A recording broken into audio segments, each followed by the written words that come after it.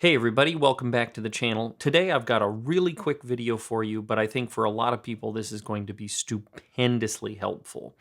Have you ever wanted to enter in a real specific playing technique into your snare drum or drum set part, but you kind of got frustrated of having to put in the notes and then change them? Well, you can actually enter those playback techniques right in time as you're entering the notes here in Dorico. So let's check it out. So I've got a project here and I'm trying to put in a rock beat where I'm going to vary between hitting the actual snare and doing something like a rim shot. So the first thing I'm going to do is put in my kick drum and my hi-hat with the foot part, which is going to be beats 1 and beat 2 alternating. So on my MIDI keyboard, that's going to be the note F and D.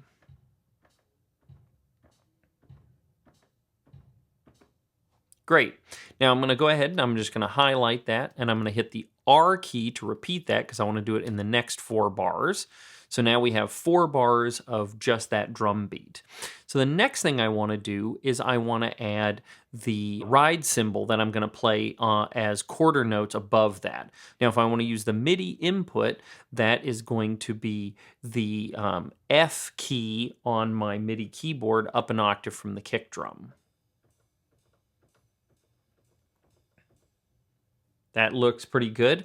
Now again, because I can actually highlight just one segment, I'm going to go ahead and I'm going to draw a bounding box around just my ride cymbal. I'm going to hit the R key again, which will copy it into the subsequent bars.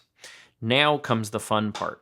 So what I want to do is I want to do a rim click on 2, but then in the second bar I want to do a snare hit on the end of 3 and 4. So what I'm going to do is I'm going to go into the note tool again, but this time I'm going to hit the down key until I get to snare drum. And you can see it just says snare drum. But if I hold down the Option key and hit up or down, it will cycle through the different ways I can play this particular instrument. So there's side stick, cross stick, rim shot, and then back to regular snare drum.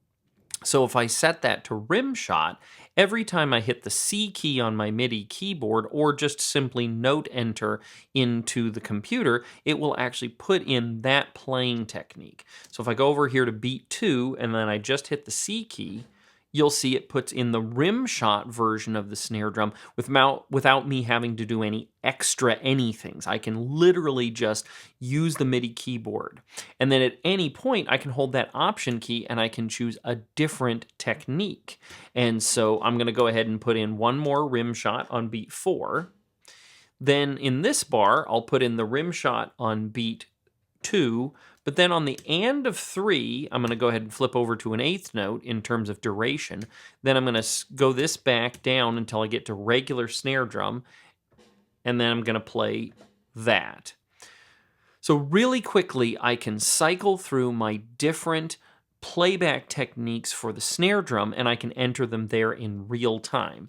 So that's a really fast, really fun way of getting in the snare drum parts exactly the way you want them without having to go through and alter things and use a bunch of articulations or anything like that, because they are actually built into the note entry tool here in Dorico.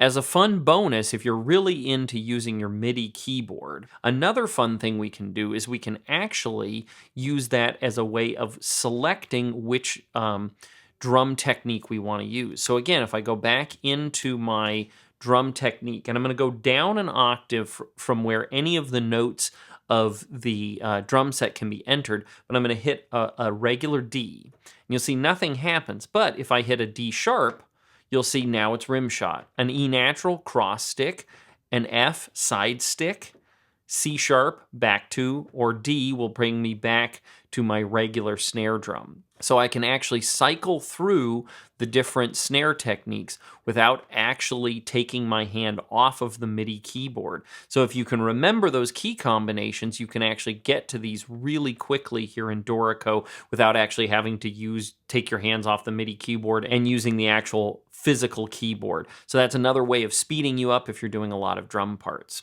Thanks so much for watching, and I'll catch you the next time.